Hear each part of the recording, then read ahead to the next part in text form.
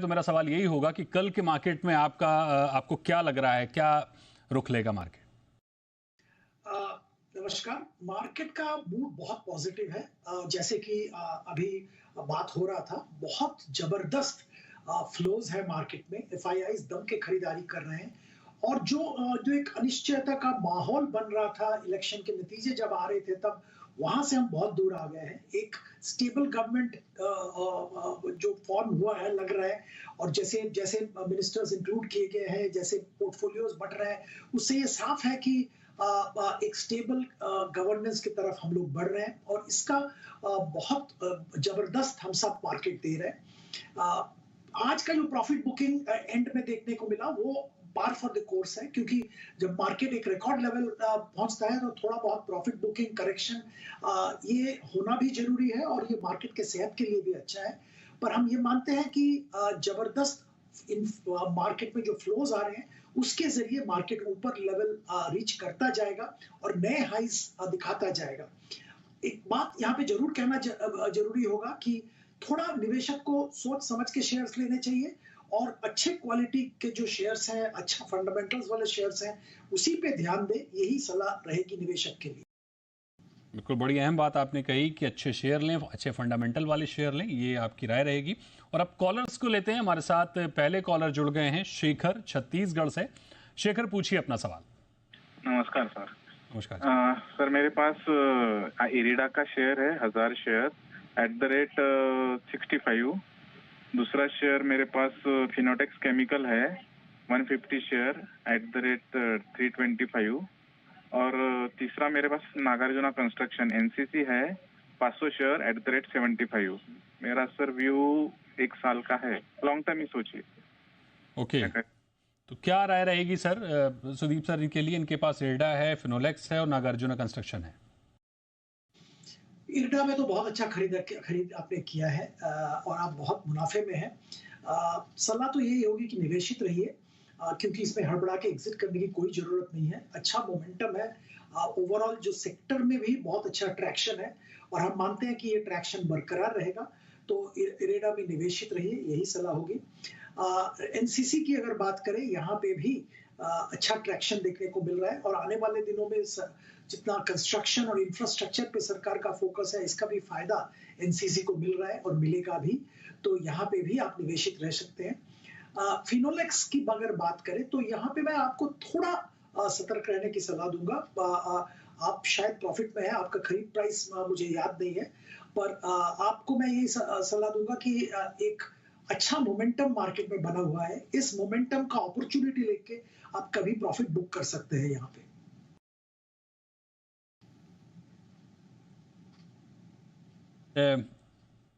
NCC पर आपने बने रहने की सलाह दी है सर?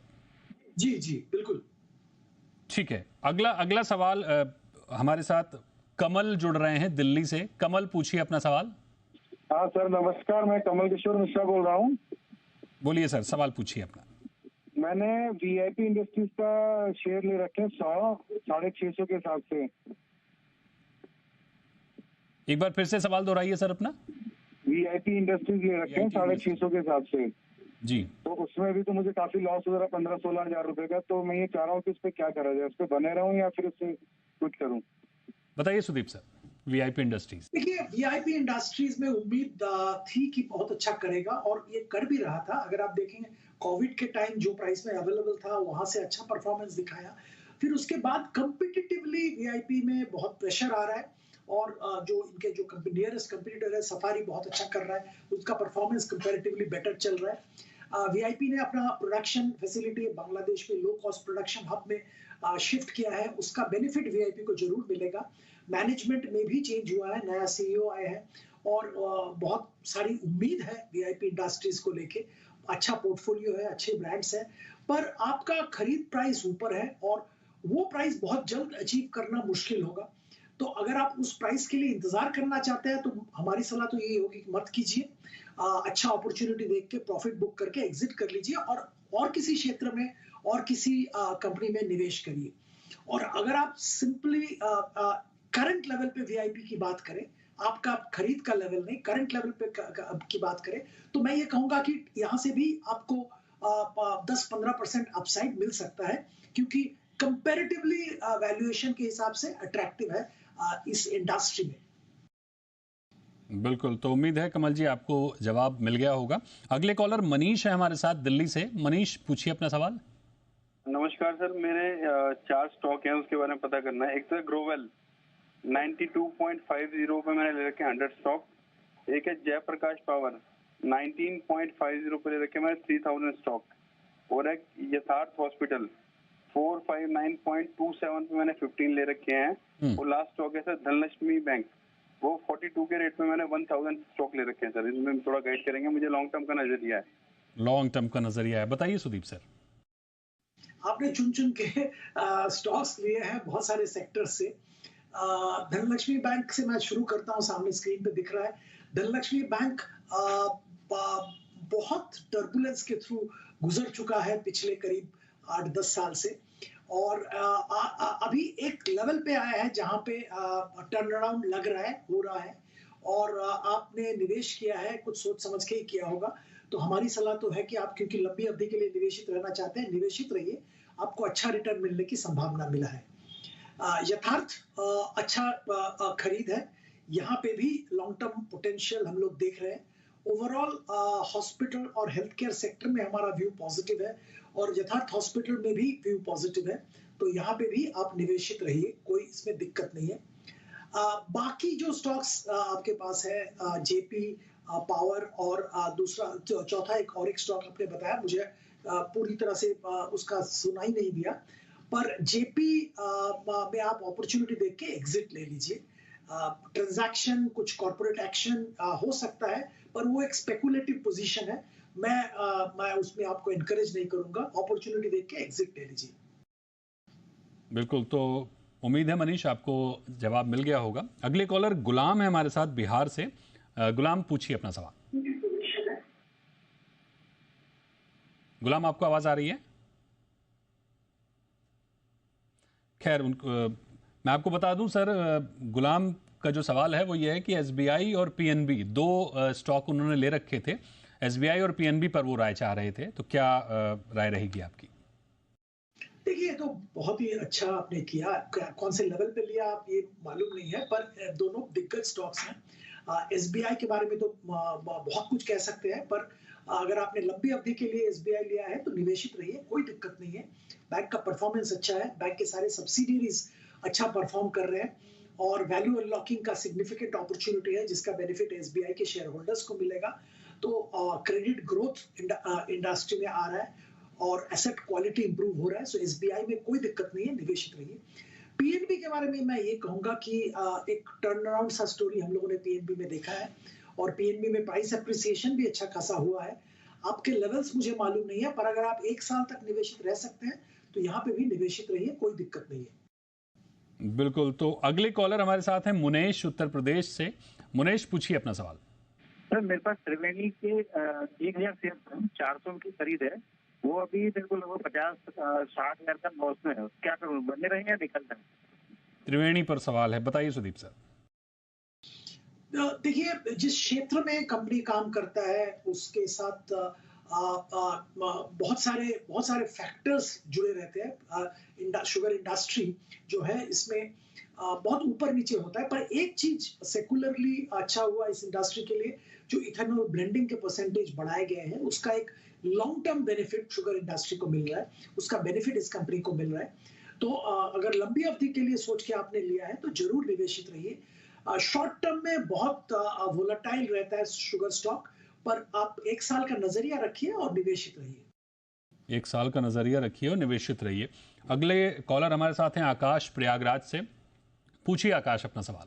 जी नमस्कार सर। सर, मेरा आईआरबी मैंने ले रखा है सर, अभी मैंने इसमें एंट्री बना लिया था 72.85 से सर, 500 क्वांटिटी का। ओके, आईआरबी पर सवाल है इनका, बताइए सर। ये अच्छा किया। इंफ्रास्ट्रक्चर में ओवरऑल हमारा व्यू पॉजिटिव है, और इंफ्रास्ट्रक्चर में सरकार का तरफ से भी बहुत बड़ा इनिशिएटिव्स पिछले सरकार भी लिए थे और इस सरकार भी लेंगे, यही उम्मीद है।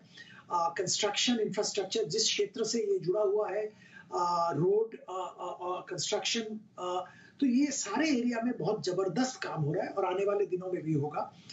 और रीट के जरिए वैल्यू अनलॉकिंग भी हो रहा है इन कंपनीज के। सो आईआरबी इंफ्रा में हमारा व्यू पॉजिटिव है, तो आप 1 साल के लिए निवेशित रहिए इस पे। 1 साल तक निवेशित रहिए आईआरबी में, ये जवाब है सुदीप सर का। आकाश, आपको उम्मीद है जवाब मिल गया होगा। अगले कॉलर राकेश हमारे साथ गुजरात से। राकेश, पूछिए अपना सवाल। तो मेरा सवाल है कि हेलो, हाँ जी, पूछिए सर। मेरे पास जिंदल सो और जियो फाइनेंस के जिंदल सो के 100 शेयर है और जियो फाइनेंस के 400 शेयर है, क्या करना चाहिए? बताइए सुदीप सर। देखिए, पहले मैं जियो का बात कर रहा हूँ। अच्छा खरीद आपने किया है और बहुत पोटेंशियल है। और जैसे आप इन्होंने टीम किए हैं, जैसे प्लान्स किए हैं, जैसे कैपिटलाइज किया है रिलायंस ने, तो इससे साफ लग रहा है कि बहुत बड़े प्लान्स हैं। तो आपने जरूर लंबी अवधि के लिए सोच के खरीदा होगा, तो निवेशित रहिए। अच्छा खरीद है आपका, हड़बड़ा के एग्जिट मत लीजिए। जिंदल सॉ के बारे में मैं ये कहूंगा कि ओवरऑल इंडस्ट्री डायनामिक्स पॉजिटिव है, तो इसमें भी कोई घबराने वाली बात नहीं है। पर अगर आपने लंबी अवधि के लिए पोजीशन नहीं लिया है, तो मेरी सलाह यही होगी कि अपॉर्चुनिटी देख के प्रॉफिट बुक कर लीजिए। अगर आपका नजरिया आप 2-3 साल का है, तो निवेशित रहिए। तो बिल्कुल। तो अगले कॉलर सर विनय हैं गाजियाबाद से। विनय, पूछिए अपना सवाल। हाँ जी, नमस्कार जी। मैं लक्ष्मी ऑर्गेनिक पे पता करना चाह रहा था। 280 भी लिया हुआ है, क्या करना चाहिए इसमें? और एक एसबीआई कार्ड 770 भी लिया हुआ है। एसबीआई कार्ड और लक्ष्मी, जी जी बताइए सुदीप सर, क्या करना चाहिए इनको?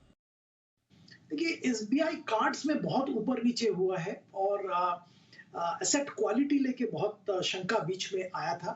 और आरबीआई की तरफ से भी पर्सनल लोन्स, क्रेडिट कार्ड के जो ड्यूज है वो पर्सनल लोन माना जाता है, और उस क्षेत्र में एसेट क्वालिटी लेके बहुत शंका व्यक्त किया गया था। इनके भी जो परफॉर्मेंस आए थे, नतीजे आए थे, वो ऐसा कुछ एक्साइटिंग नहीं था। पोटेंशियल बहुत है, ये मैं जरूर कहूंगा, और इस हिसाब से ये एक अच्छा कंपनी है। पर करेंटली परफॉर्मेंस में दबाव है, और ये दबाव कब तक रहेगा ये बताना मुश्किल है। तो मैं एसबीआई कार्ड में तो आपको थोड़ा सतर्क रहने की सलाह दूंगा। फंडामेंटली थोड़ा सतर्क रहना बेहतर होगा एसबीआई कार्ड्स में। दूसरा, लक्ष्मी ऑर्गेनिक्स, यहाँ पे आपने खरीदारी की है और यहाँ पे आप निवेशित है, तो अगर आपका नजरिया थोड़ा लंबा है तो निवेशित रहिए। कोई ऐसे कोई बहुत बुरी बात नहीं है इसमें, और बहुत बड़ा अप्रिसिएशन का भी संभावना नहीं है, पर ग्रेजुअल अप्रिसिएशन शायद देखने को मिलेगा आपको। ये जो एसबीआई कार्ड में सर आपने सतर्क रहने की बात की है, तो क्या मतलब अगर ज्यादा नीचे जाता है तो निकल जाए बाहर? देखिए, आप जहां पे भी मैं आपको सतर्क रहने की कह रहा हूं, वहां पे हमारी सलाह तो यही होगी, एक स्टॉप लॉस लेवल आप लगा लीजिए, ताकि उस लेवल के नीचे अगर जा रहा है तो आप वहां पे जरूर एग्जिट ले लेना। और अगर मार्केट बढ़ रहा है, साथ में शेयर भी बढ़ रहा है, तो आप मार्केट में बने रहिए, अपॉर्चुनिटी देख के एग्जिट ले लीजिए। बिल्कुल, अपॉर्चुनिटी देख के एग्जिट ले लीजिए एसबीआई कार्ड से।